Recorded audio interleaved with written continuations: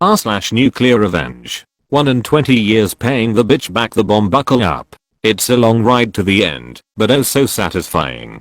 Posted to pro revenge and users recommended I share it here too. Some time back I was hired to a company by a CEO I had previously worked for someplace else. He was a good friend, so when his newest company wasn't achieving sales, he headhunted me to join the new one. The company hadn't made a sale in 2 years. Year 1 the software product was in beta, so it wasn't ready to be sold. Year 2 they realized using the tech staff to make high-end sales to C-level executives was the shittiest sales model one could conceptualize. In general, and there are exceptions of course, these two personality styles don't speak the same language. Tech people talk tech. Buyers talk benefits and how the potential product fills needs. I bridge the gap well by translating tech speak into natural conversational language so buyers better understand how their needs will be filled. The job was an hour-and-a-half drive one way from my home, so the CEO said I could work from home as long as I kept the sales management tool current. It's where you keep the notes of each prospect's status, came to important meetings, and made sure the executive team had daily sales reports. The first month I made the daily 3-hour commute because I needed to have solid, constant interaction with all the departments to rapidly form my sales strategy and develop a two-way confidence level with the section heads. Once I had a handle on things, I was ready to launch my sales plan. In the meantime, the CEO hired a VP of sales, bitch boss, who started 4 days before I hit the ground running to get in front of buyers. She was a VP coming from the banking industry and had a long career in sales and marketing in finance products. I hated her from the moment she arrived. She knew fuck all about tech, and I spent huge time trying to orient her, which wasn't ideal because I needed to work on my sales strategy. They brought her on board because she had strong experience gaining financial investors. Nevertheless, I forged ahead, traveled to a target state, and spent 19 days crisscrossing it.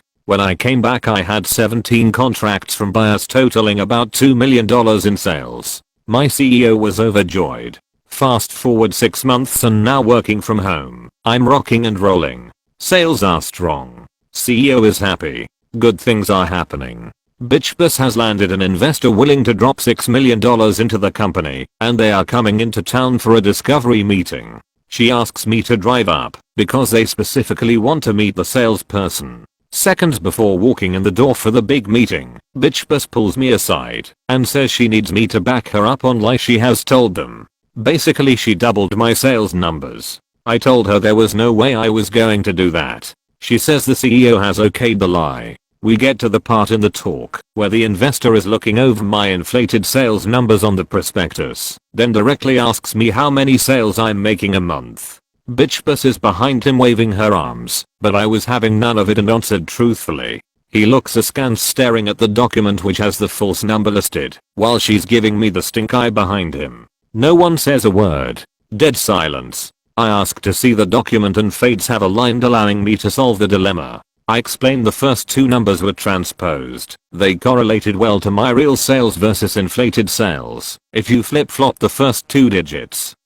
Potential investor is satisfied, and we move on. Switch gears. About a week later I was meeting with the CEO in his office and he referred to my big tits. I'm no shrinking violet, but it stunned me because it was so unexpected. That night I was chatting with my BFF who happens to be a lawyer and told him about it in casual conversation. He said I should tell the CEO so he can address it. Thinking along smart business practices, I decide to tell bitch boss to whom I directly report as proper protocol since we don't have a hour's depth yet.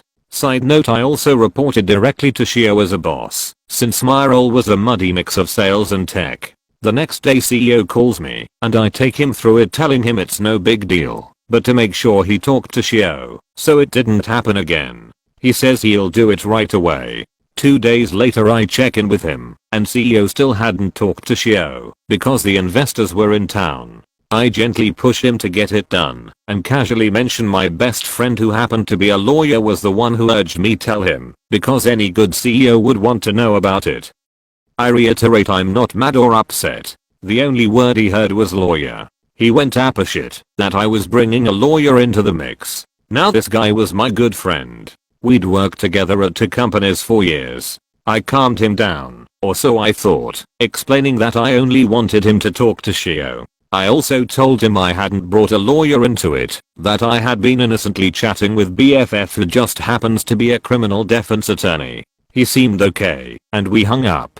The next day I'm working as usual, and I get a call from an attorney, who explains the company has hired her regarding my sexual harassment claim. I'm flummoxed and adamantly told her that was not the case, that I had no claim against the company. She said otherwise. And that's when everything changed. Dramatically. CEO was furious with me for bringing this on when investors were looking at us. His reaction set the tone which filtered down. The company began to retaliate against me. Bitch boss now made it her mission to make my life hell, forgetting to tell me about important meetings I was supposed to attend, freezing me out when I was in the office, telling me I could no longer even speak to Shio, a problem since I'm selling a multi-million-dollar tech product needing his input and I directly reported to him as my other boss, denying me a long-planned, approved vacation. Basically anything she could devise to screw me over she was gleefully working it. Coinciding with this was a serious health problem I developed ultimately requiring surgery. My illness had no impact on my work as I was able to work from home which made things easier on me health-wise. Bitch boss then decided that I need to come to the office every day despite a 3-hour round-trip commute.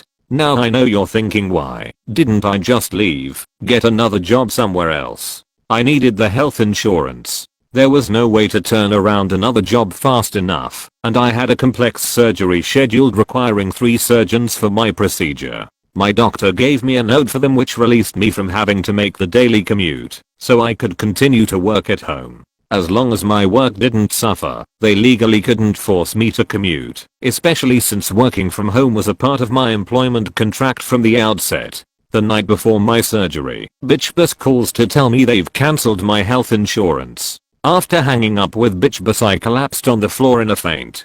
I was so sick and mentally exhausted from all the stress. The next morning the CEO frantically calls asking to talk to me. My mom refuses to let him. I'm on official leave as of that morning and we are heading to the hospital. CEO had told their lawyer about cancelling my health insurance and she chewed him a new asshole telling him it was illegal.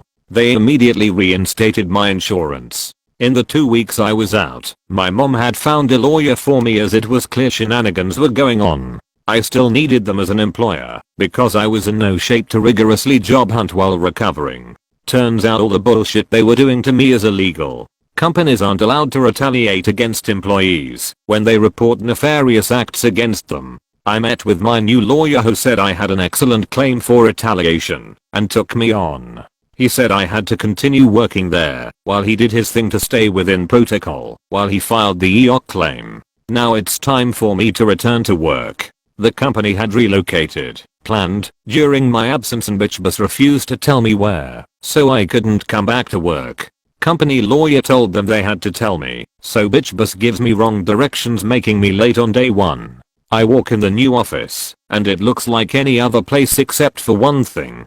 There is a wide open area directly in front of the CEO's glass office with a single desk in the middle of it. Welcome to my new desk. Also, I wasn't allowed to do sales anymore. In fact, I wasn't allowed to do anything at all, period. They had hired a bunch of new people to the company and they treated me like a pariah. Turns out bitch boss had gone to them telling a pack of lies, and if they know what's good for them they'll stay away. Since I had nothing to do, but couldn't just sit there looking like a dope, I worked on documenting everything being done to me per my lawyer's advice. I was meticulous in my note-taking. Bitch boss began writing me up.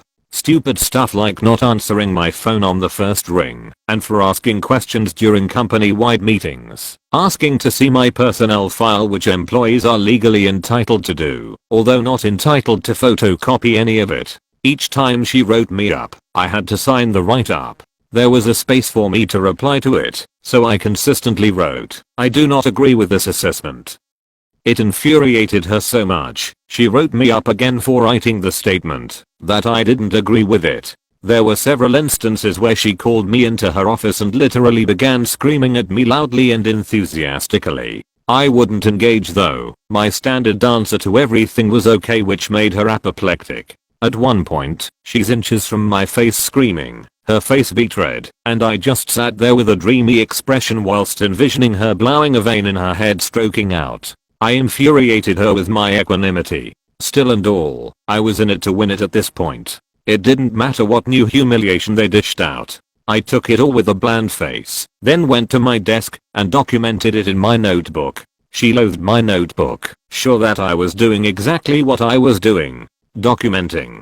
Because it was my personal property though, she couldn't take it from me. I had to carry all my belongings with me everywhere. Company-wide meetings, the bathroom, lunch, because I caught her one time going through my desk drawer, in my fucking purse. Although it gave me great joy to write a note reading "fuck you" which I left in my backpack and jerry-rigging it, so I could tell if she went into it, which she did. I withstood it all with a brave face, only breaking down once I left for the day. My attorney took a lot of sobbing phone calls during this period. Finally the day comes that my attorney has what he needs and I can resign. Better still, he advises I don't have to give a 2-week notice. I come back from lunch and type up my letter with one sentence: I resign immediately.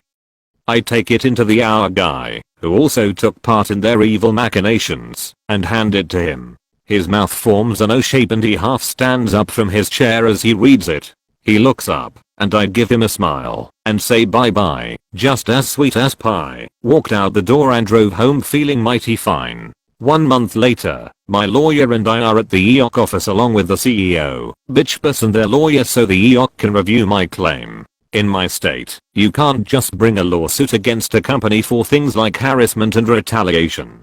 Claims must first be evaluated by the EOC, and then if they determine you have enough grounds to file a lawsuit, they issue a right to sue document. My lawyer presented my case logically and forthright, detailing all the evidence. It took him 40 minutes to go through it all. Then they presented their side with allegations of my poor employment along with their evidence, which were all the copious write-ups bitch boss had written. EOC asks about the timeline of the write-ups, inquiring if they before or after my claim occurred. Bitch boss, wearing a smug self-satisfied smile, states they were all prior to my claim as noted by the dates on each document. EOC lady looks at my lawyer. My lawyer looks at me. I look at bitch boss, then serenely pull out my photocopies of the documents. Whilst handing them to EOC lady, bitch boss barks she's not supposed to have those, they're company property. I show EOC lady that the dates have clearly been altered by bitch boss. She had made copies with the dates blanked out, then backdated them. You see, whenever she wrote me up, I had to take the document personally to the CEO to put in my personnel file. Along the way though, I stopped at the copier and took copies. She never knew I was doing this. You cold heard a pin drop.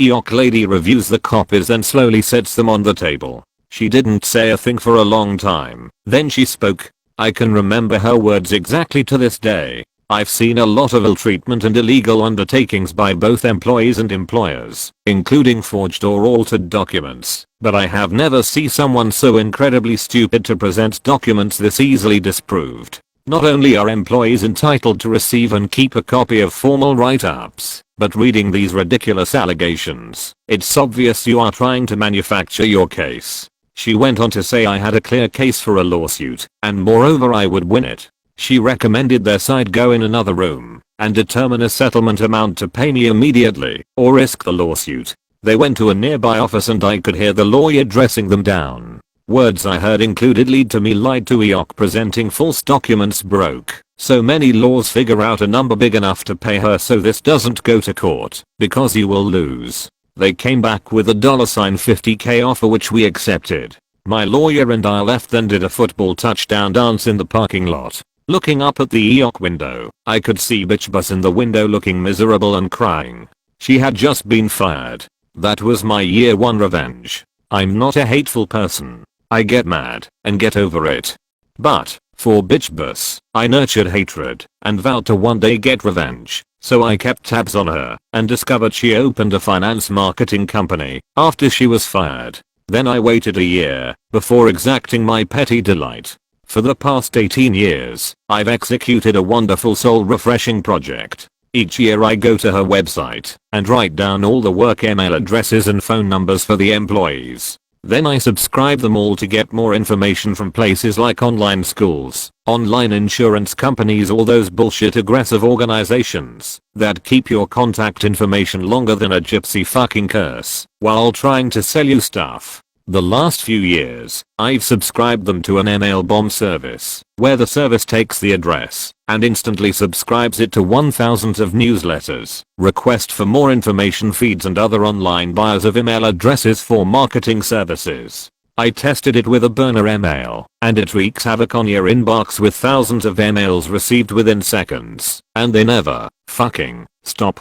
You literally have to close down the email because it can't be salvaged. Each year when I go to collect the contact information, all the emails have been changed to new ones. Last year my cousin took a job in the same building. I enlisted her help, and she made it a point to befriend a receptionist working for Bitch Bus. After executing my yearly plan, my cousin went to lunch with her. The receptionist was in a foul mood and explained the entire organization was in disarray because it had to redo all the emails again. It keeps happening over and over and nobody can figure out why. She said the owner, Bitch Bus, has had to get her cell phone number replaced 3 times because of all the texts and phone calls she gets whenever it happens again. Sometimes Bitch Bus would have her phone number on the website, which I duly subscribed to everything under the Sunday. The best part for me was hearing how she lost a mega client because they felt the company was in too much turmoil so often.